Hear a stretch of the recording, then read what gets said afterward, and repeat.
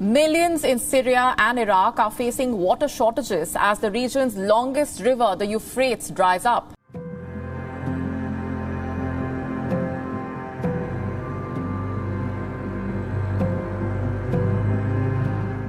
The Euphrates River, the longest river in Western Asia, is drying up. The river's rim is shared by 3 nations: Iraq, Syria, and Turkey. Its basin is shared by 5 countries and is home to an estimated 23 million people. However, the river's condition is not excellent. Scientists are shocked at how quickly it is receding. Worse than the diminishing flow of water is the fulfillment of prophecies in the world's main religions about the Euphrates drying up. Many Christians are keeping an eye on the nearly dry Euphrates River because of a Bible prophecy that predicts the appearance of 4 demons once the river dries up.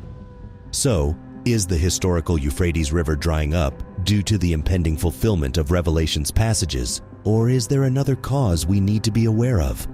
What does this mean for the future of mankind? Let's find out.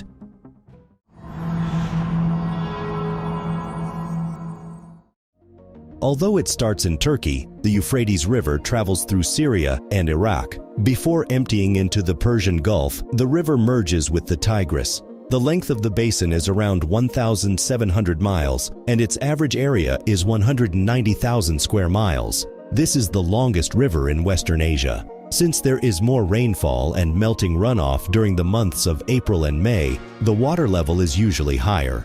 Original vegetation also still survives along the river. For instance, the Euphrates River passes through a xeric forest in the southeast Turkish mountains. Along the river's coast, there are a variety of other flora and trees, such as oaks, pistachio trees, and rose plum trees. Cereal crops including wheat, rye, and oat are widespread in dry climates.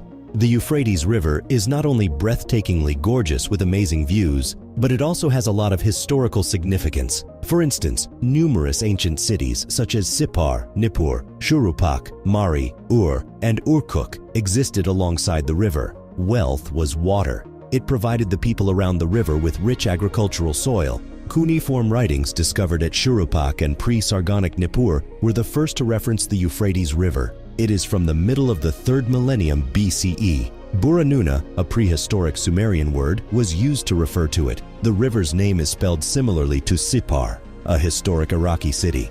There was probably an important and divine relationship between the city and the river. Numerous species of creatures, including snakes, small and large mammals, and fish, can be found in the Euphrates River. There are numerous plant and animal species in addition to various animal varieties. For instance, the Persian sand viper, Levantine viper, desert black viper, beaked sea snake, and yellow sea snake are the most prevalent snakes in the Euphrates River. On the riverbank, willow trees and wild grass are present. In addition to vegetation, you can witness animals like hedgehogs, wild pigs, wolves, river otters, and shrews. They frequently drink from the Euphrates River's water. The Euphrates River is also home to and used by local bird species. When discussing world history, the rivers of the Euphrates and Tigris are frequently referenced simultaneously. After all, they played a crucial role in the growth of the Fertile Crescent's cities like Sumer and the Mesopotamian region. Early human civilizations were founded in this area after humans lived there and began farming and irrigation. Along the Euphrates River, the earliest towns arose, and people developed written language, astronomy, trading routes, and other things. It is practically impossible to overstate how crucial the Euphrates River is to this area. The Euphrates River continues to be crucial to the people who live along its banks today. The river has been utilized to provide hydroelectric power, water for cultivation, and drinking. Agreements between Turkey, Syria, and Iraq are still being negotiated as each country's population depends on water to survive because the river passes through 3 of them. The mangur, gar, spiny eels, common carp, and yellowfin barbel are just a few of the many varied species that may be found at the bottom of the Euphrates River. In the Euphrates River, the mangur is the largest fish. They are among the world's longest freshwater fish, in fact. They can grow to be more than 7 feet long and more than 300 pounds in weight. They are very well liked by recreational anglers. Even if they don't dwell inside the Euphrates River, numerous other animals do. Several species of snakes, such as the Levantine viper, the desert horned viper, and the Persian horned viper, fall within this category. The Euphrates River's water level is lowering. which makes these snakes more of an issue. The heat and dryness in the area are pushing the snakes out, putting them in more human contact than usual. This infestation of poisonous snakes has affected both people and animals. Numerous civilizations have thrived along the banks of the Euphrates, particularly in antiquity. One of the most prominent civilizations in the area was the Mesopotamian Empire. Ancient Mesopotamia was referred to as the Fertile Crescent because it lay between the Euphrates and Tigris rivers. The present name for that area of the world is Iraq. Ancient flora still exists in the Euphrates basin despite the vast majority of its landscapes having been drastically altered by human activities over millennia. It might be hard to imagine that this portion of the river was once a shining example of water management in Babylon, given the way the river currently looks.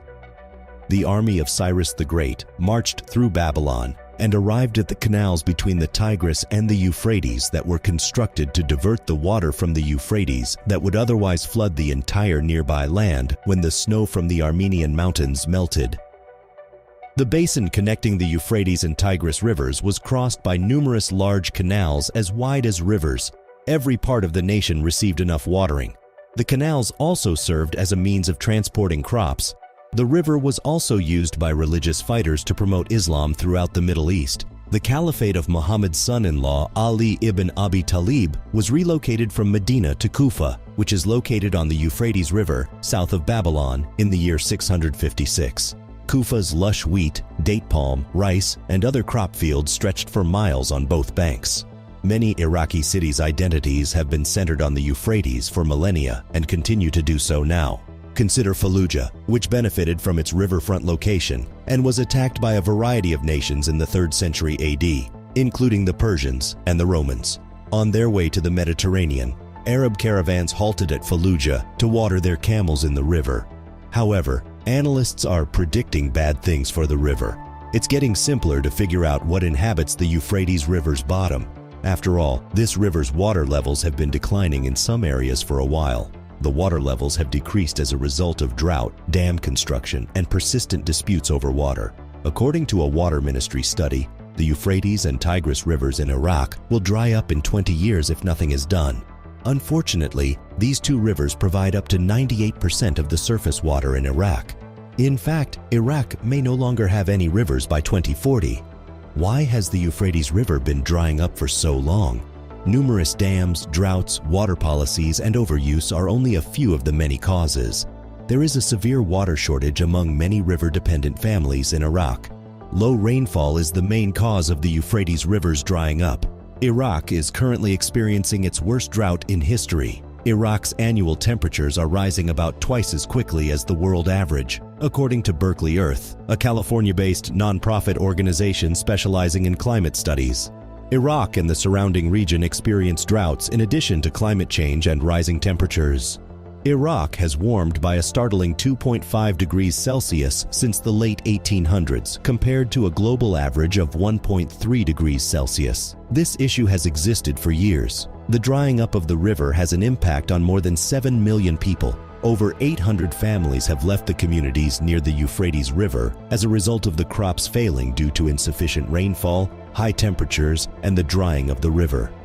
Sadly, another biblical river, the Tigris, is also drying up and losing water. The human-caused portion of the Euphrates issues, on the other hand, begins more than 1,000 kilometers upstream, close to the river's catchment area in eastern Turkey, below the Taurus Mountains.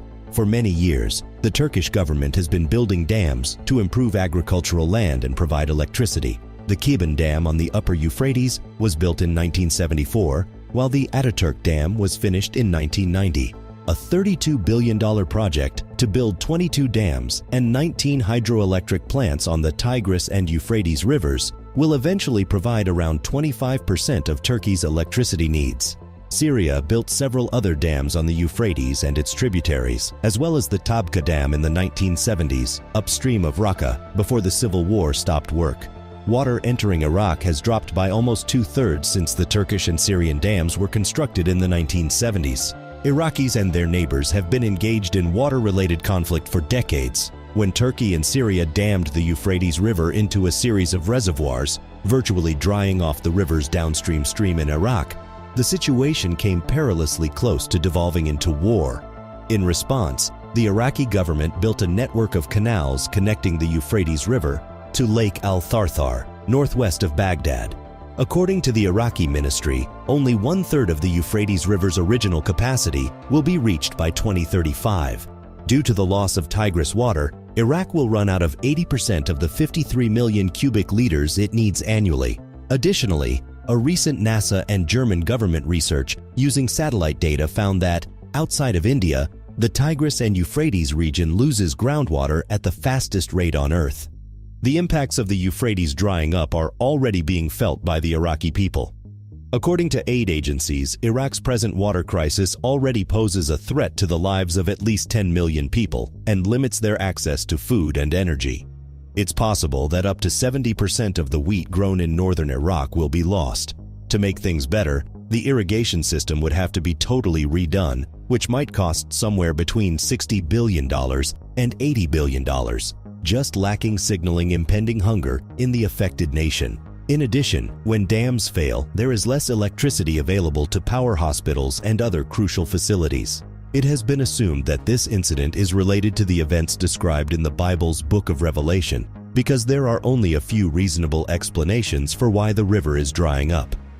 Interestingly, because it is stated in the Bible, fewer people find the development surprising because they think it was pretty much a given. The end of the world as predicted in the Bible happening in front of people's eyes is what most frightens them.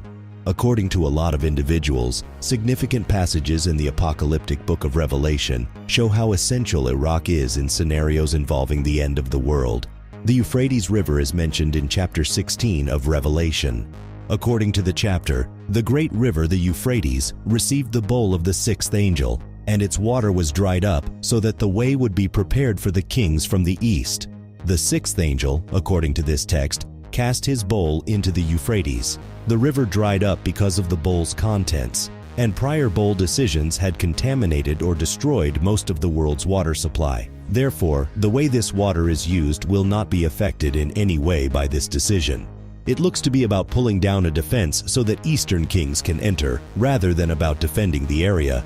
The Euphrates is referred to in the Bible 5 times as the Great River. It represented the eastern limit of Israel's past. Israel was able to cross the river, which was challenging, and was separated from the promised land of Canaan by a wilderness to the west. Israel found some measure of safety in the river. It travels about 2,000 miles toward Palestine before turning southeast and moving toward the Persian Gulf. The kingdoms of China and India were to the east of the Euphrates, which divided east from west at the time Revelation was written in the 1st century. Cyrus of Persia's army once conquered Babylon by diverting the Euphrates River, which flowed through the city. They marched into Babylon and took control of the city on the dry riverbed. The eastern invader will cross the Euphrates during the Great Tribulation, advance through Babylon, and then enter Palestine. The sixth angel holding the trumpet in Revelation 9:14 issues the order to release the 4 angels who are bound at the great river Euphrates. What does this actually mean? This is the voice that John hears emanating from the 4 horns of the golden altar, according to Exodus 27:2. This voice commands the 6th angel, who is holding the trumpet, to release the 4 angels who were imprisoned at the Euphrates River, which was formerly the boundary between Assyria and Israel. According to religious people, the book of Revelation serves as a reminder that God is ultimately in control of these events and either announces or authorizes each one. Evil is never allowed to fully rule at the end times. We know they are demons because they are bound. These 4 angels are held captive in the Euphrates Valley, which has a murky history involving human wrongdoing. Fallen angels known as demons are frequently bound by chains of gloomy darkness. The Euphrates Valley, which is frequently described as being near the Garden of Eden, is most likely the site of the first murder. There have been recent reports of unsettling noises emanating from the river's depths, which may validate this route.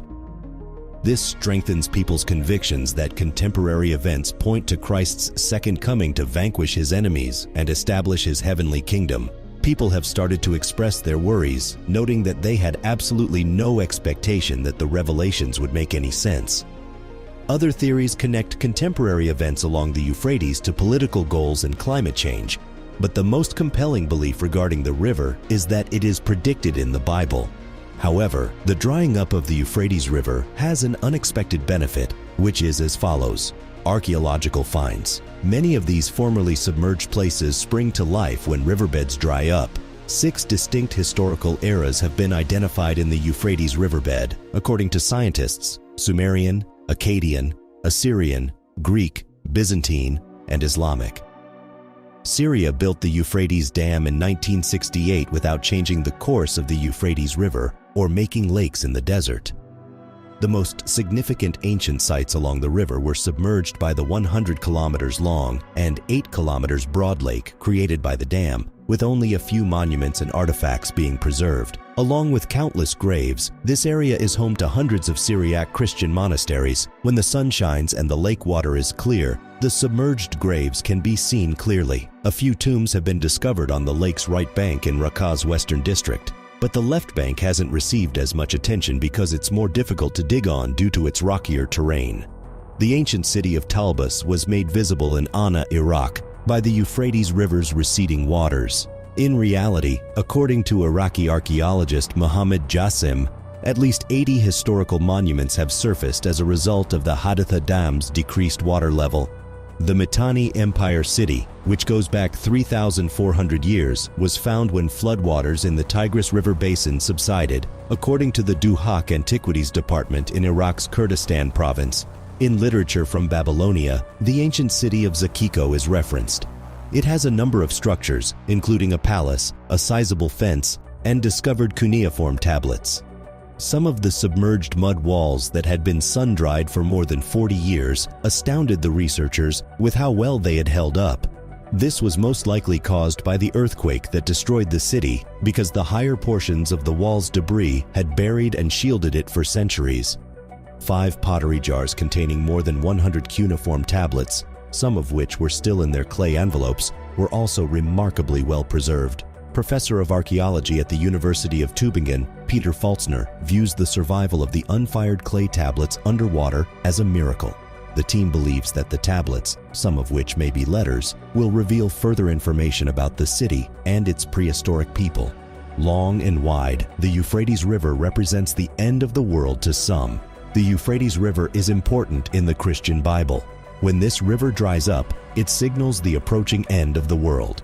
This is a forecast of what will occur just before the end of the world. Some claim that the Garden of Eden was situated somewhere between the Tigris and the Euphrates. It is problematic for individuals who live close to the river and depend on it for water and agriculture, even though it is unclear whether the drying of this river represents the end of the world. The Euphrates River cannot be refilled quickly, especially with the record-low annual rainfall. The mighty river is drying up and we're hardly doing anything about it. Thanks for watching another episode of Voyager. While you're still here, make sure to click the video on your screen for more mind-blowing videos about space.